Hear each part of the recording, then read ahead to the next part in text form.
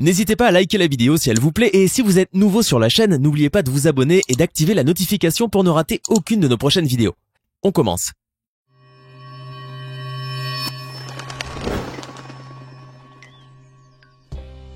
Bonjour et bienvenue à tous.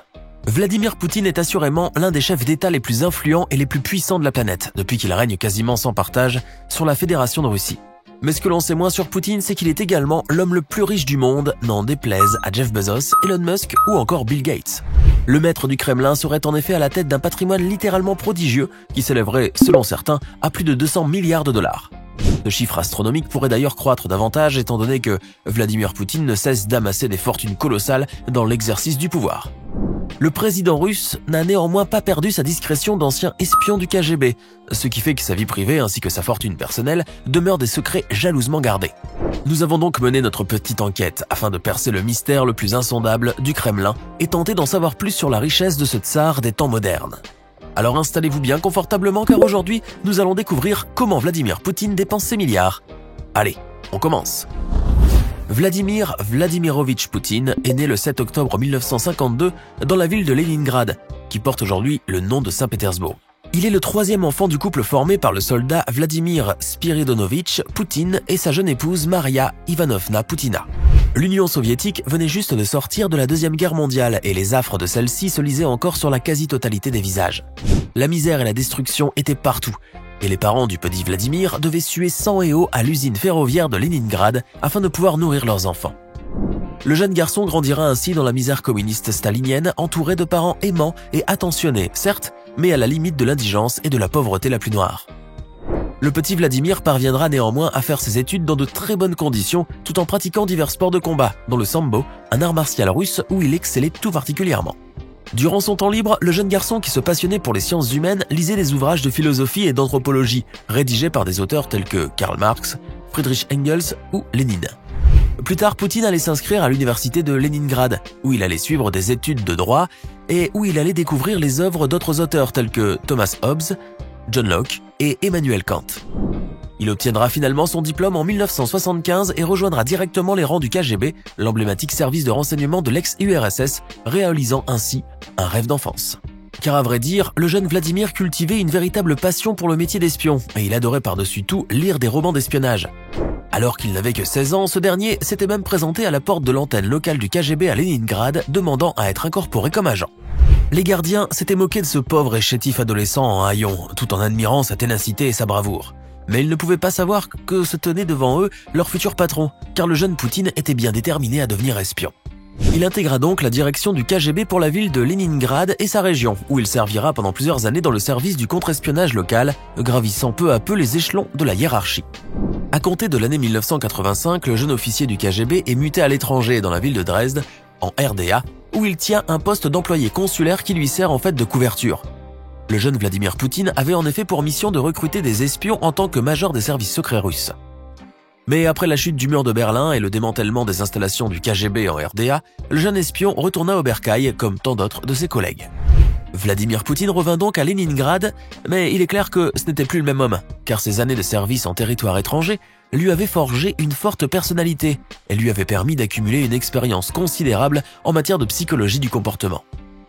Le jeune lieutenant-colonel du KGB avait en effet appris énormément de techniques et de connaissances lors de l'exercice de son métier d'espion et il espérait sincèrement pouvoir les mettre à contribution pour le bien de son pays.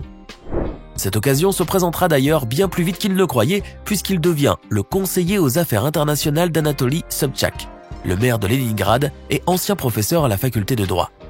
C'est donc en 1991 que Vladimir Poutine allait se lancer dans la politique, un choix qu'il n'allait absolument pas regretter. Son ascension politique allait en effet se poursuivre durant les années 1990 et Poutine réussit à s'imposer comme l'une des personnalités les plus influentes en Russie. Avec son génie politique et ses méthodes ingénieuses héritées de son passé d'espion, Poutine arrive à se hisser jusqu'aux plus hautes sphères de l'État russe. Dès 1996, il intègre le cercle présidentiel en étant nommé adjoint au directeur des affaires de la présidence et devient ainsi un proche collaborateur de Boris Eltsine, le président de la Fédération de Russie. En août 1999, Vladimir Poutine est nommé président du gouvernement, soit le deuxième poste d'autorité dans le pays. Et déjà, il était devenu plus puissant que le président lui-même. C'est donc sans grande surprise que Boris Eltsine décida d'abdiquer sa place au jeune et téméraire prétendant qui devint ainsi président par intérim le 31 décembre 1999 avant de finalement être officialisé le 26 mars 2000. Vladimir Poutine, l'ex-espion aguerri du KGB, accéda ainsi au pouvoir par sa plus grande porte. Et il était bien déterminé à le conserver coûte que coûte. En l'espace de 2 décennies, Poutine régnera en effet tel un tsar sur la Fédération de Russie, briguant les mandats successifs avec une écrasante majorité et avec comme principal leitmotiv la restauration de la puissance de l'ex-Union soviétique disparue en 1991. L'ex-officier du KGB participera ainsi à l'essor de l'économie russe, en luttant contre le système oligarchique et en défavorisant les milliardaires qui s'étaient enrichis durant la période précédant la chute de l'ex-URSS. Utilisant des techniques de coercition parfois très brutales, Poutine arrive à se faire respecter et craindre par ses oligarques qui commencent alors à lui obéir au doigt et à l'œil. Et grâce à cette manne financière, le président russe arrive à développer une économie florissante qui permet la naissance de bon nombre de PME, ainsi que des millions d'emplois directs et indirects. Sa popularité atteint alors des sommets, car pour la majorité des Russes, il représente ce retour inespéré de la grandeur et de la puissance de la Russie, ainsi que son rôle majeur dans le concert des nations. Il est ainsi perçu comme cet homme fort dont on avait tous besoin pour redresser la situation qui était devenue catastrophique avec les anciens dirigeants, trop mous et trop corrompus. Et grâce à Poutine, la Russie était de nouveau une superpuissance, crainte et respectée au-delà des océans, et qui participait de plein pied au développement mondial. Mais si la majorité de la population russe admire Vladimir Poutine et l'adore au plus haut point, les oligarques qui l'a spolié, eux, ne lui prêtent pas tant d'affection. Car il faut dire que le maître du Kremlin n'a pas vraiment été tendre avec eux, puisqu'il les a quasiment délestés de la moitié de leur fortune pour certains, tandis que d'autres ont carrément été ruinés et jetés en prison par ses soins. Le cas de l'oligarque Mikhail Khodorkovsky est d'ailleurs un parfait exemple de la mainmise de Poutine sur les richesses de ces milliardaires. Khodorkovsky, dont la société Yukos représentait 17% de la production pétrolière russe, était en effet considéré comme l'homme le plus riche de Russie, avec une fortune estimée à 3,7 milliards de dollars.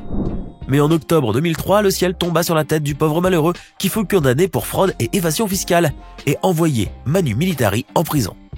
Son entreprise lui fut alors littéralement dissoute, ainsi que son immense fortune qui a probablement atterri dans l'escarcelle de Poutine. Le sort réservé à Khodorkovsky a été une véritable leçon pour les autres oligarques du pays qui ont bien compris la nécessité de devoir partager leurs richesses avec le président russe. Un accord tacite fut ainsi conclu entre les milliardaires russes et Vladimir Poutine, et qui consistait au partage 50-50 de leur fortune avec lui. Le marché était suffisamment équitable pour eux car, dans le cas contraire, ils risquaient de tout perdre finalement, et de se retrouver au goulag. En effet, soit tu donnes la moitié de ton argent à Poutine, soit tu perds la totalité, ainsi que la liberté ou même la vie. Autant dire que les oligarques choisirent la première option, qui leur garantissait tout de même de garder quelques milliards et de ne pas être jetés en pâture au loup. Ainsi, suivant ce système machiavélique, le maître du Kremlin serait devenu l'homme le plus riche du monde, puisqu'il aurait spolié pas moins de 200 milliards de dollars. Le calcul est très simple en effet, il suffit d'additionner les fortunes nettes de tous les oligarques russes, puis de les diviser par 2. Cela nous donne ce chiffre stratosphérique de 200 000 millions de dollars, qui ont directement atterri dans les caisses du président russe. Bien évidemment, cette fortune doit être encore plus conséquente puisque Poutine est toujours le seul maître à bord en Russie, et il y détient ainsi un pouvoir quasiment absolu. Rien ne l'empêche donc de faire fructifier son argent, d'autant plus que l'économie de son pays est devenue plus florissante et qu'il y a plus d'opportunités d'affaires. Paradoxalement donc, Poutine est arrivé à s'enrichir lui-même tout en contribuant à enrichir les citoyens de son pays, ce qui en quoi révèle d'un exploit unique en son genre dans toute l'histoire des civilisations humaines. Mais si Poutine est à la tête d'une telle fortune, comment se présente alors le quotidien de l'homme le plus riche de la planète et probablement de l'univers tout entier? En effet, avec plus de 200 milliards de dollars en poche, et dans une époque où quasiment tout est monnayable, on peut résolument dire que Poutine est incontestablement le maître du monde. Il peut en effet acheter tout ce que bon lui semble et la différence ne se verrait même pas sur son compte en banque. Ainsi, Vladimir Poutine peut se vanter de posséder l'une des demeures les plus luxueuses au monde, le fameux palais de Poutine, ou, sous son nom officiel, la résidence du Cap Idokopa.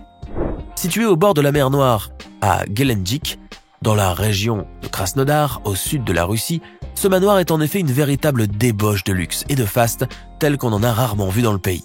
Avec ce palace hors norme, Vladimir Poutine dépasse de loin les plus grands tsars qui se sont succédés en Russie, bien que ces derniers étaient connus pour leur extrême richesse et la magnificence de leur palais. La résidence du Cap Idokopa couvre une superficie de 17 691 m², avec un verger de 2500 hectares où sont plantés des orangers. La demeure dispose en outre de 2 héliports, d'une patinoire souterraine permettant de jouer au hockey sur glace, d'un grand étang, d'une piscine, d'un casino, d'une salle de théâtre.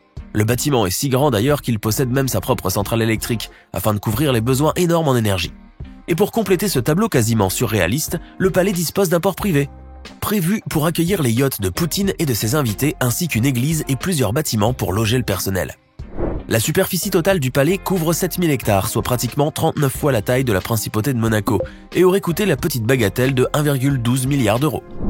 Ainsi, même en possédant l'une des demeures les plus luxueuses de la planète, Vladimir Poutine n'aurait dépensé que 0,5% de sa fortune totale pour l'acquérir.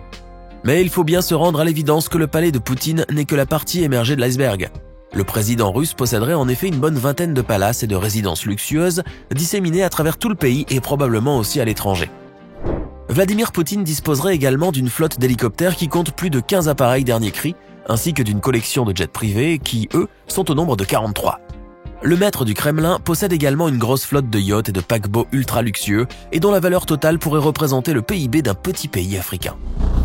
Et voilà, c'est tout pour aujourd'hui. Que pensez-vous de l'incroyable parcours de Vladimir Poutine qui l'a mené de l'indigence et la misère les plus noires vers la richesse la plus exubérante qui se chiffre en centaines de milliards de dollars? Dites-le nous dans les commentaires et si cette vidéo vous a plu, n'oubliez pas de mettre un like et vous abonner et d'activer les notifications. À bientôt pour de nouvelles découvertes hors du commun.